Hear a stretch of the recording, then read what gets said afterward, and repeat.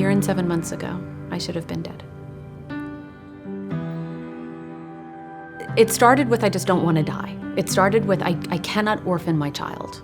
I said, you got to give me 5 years. I need 5 years to get her to 18 because I cannot orphan my child. The data is very grim. It's very dismal. It's horrible. It's basically, you have ovarian cancer. You're not quite pancreatic, so you're going to die of this. Dr. Miller insisted he was going to cure me, and I believed that. So I went with that. My chemo was really, really, really tough, really tough. So I spent that next 6 months getting stronger. When my cancer came back, Dr. Miller said, how are you? And I said, I'm 50 shades of crazy, how are you? And he said, I swear this disease is mental more than physical. And if I could take that away from my patients, I would.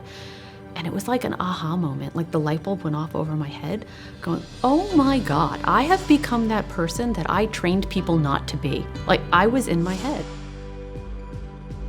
I'm not scared of dying anymore. I'm scared of not living. There's a difference.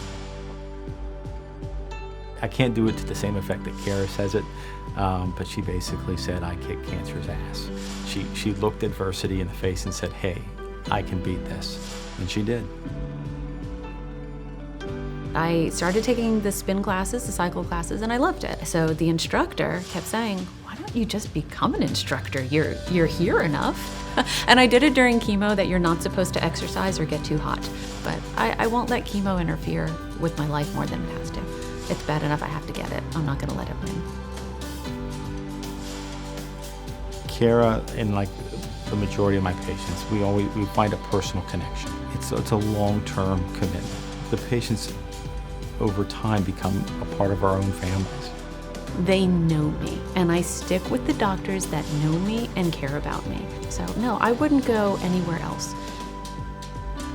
There's so many amazing projects that the Foundation Board is engaged in, but one of the most critical at this time is our Cancer Center project, where clinical and research trials and all the wonderful holistic care that somebody who's battling cancer needs to have, and they don't have to leave their home and our community. Do it here. Do it with the people that know you, that are part of this community, that care about you and want to make it so you can be part of your community too. It's an opportunity to bring it all together for friends and family and community members. It's a great opportunity for us to make a personal investment. We may never see it directly, but we'll know stories of people who are great survivors because of the work that we did.